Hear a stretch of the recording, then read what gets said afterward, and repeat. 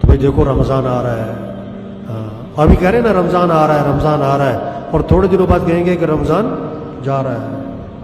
ہر سال آتا ہے رمضان، چلا جاتا ہے، اس سال بھی آ رہا ہے، چلا جائے گا۔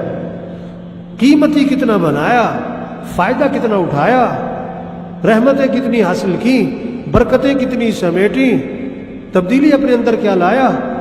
ہاں رمضان اگلے سال بھی آئے گا، ہم ہوں گے کہ نہیں یہ کوئی پتہ نہیں ہے، ہم ہوں گے کہ نہیں یہ کوئی پتہ نہیں۔ کتنے پچھلے رمضان میں تھے، اس رمضان میں نہیں ہے، اور کتنے اس رمضان میں ہیں، اگلے رمضان میں، اگلے رمضان میں پتہ نہیں کس کس کا آخری رمضان آ رہا ہے۔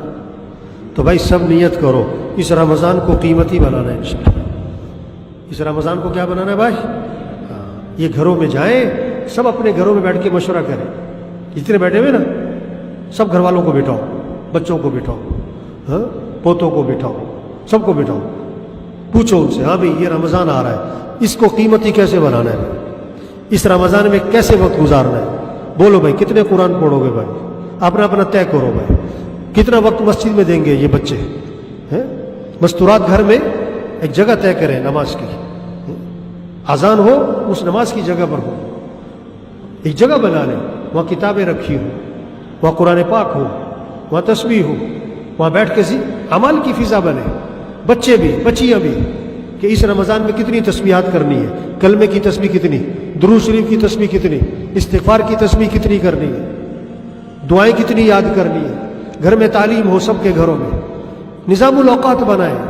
اگر رمضان کو قیمتی بنانا ہے، ایک بہت اہم اصول ہے، بہت آسان، کہ اپنا نظام الاوقات بنا لو، یہ اٹھنے کا وقت ہے، یہ سونے کا وقت ہے، یہ نماز کا، یہ قرآن کا وقت، یہ ذکر کا، یہ گھر کا وقت، یہ مسجد کا، یہ دکان کاروبار کا، مستورات ہیں یہ بھی طے کریں، سحری کا وقت، افطاری کا وقت، سحری افطاری کو سادگی پر لائیں، زیادہ کھانا کمال نہیں ہے، کم کھانا کمال ہے، ایک وقت میں کئی چیزیں کھانا کمال نہیں ہے، ایک چیز کھانا کمال ہے۔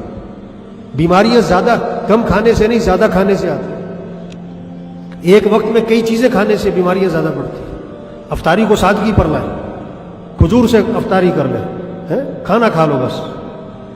یہ 10 چیزیں جو جمع کرتے ہیں، دنیا کا بھی نقصان، آخرت کا بھی نقصان، معدے کا بھی نقصان، پیٹ کا بھی نقصان، اعمال میں بھی کمی کوتاہی۔ جب اتنا پیٹ بھر کے کھا لیا تو تراویح کیسے پڑے گا؟ تکبیر اولیٰ تو ملتی کوئی نہیں مغرب میں۔ تو سب نیت کریں بھئی اپنا نظام الاوقات بنائیں گے انشاءاللہ۔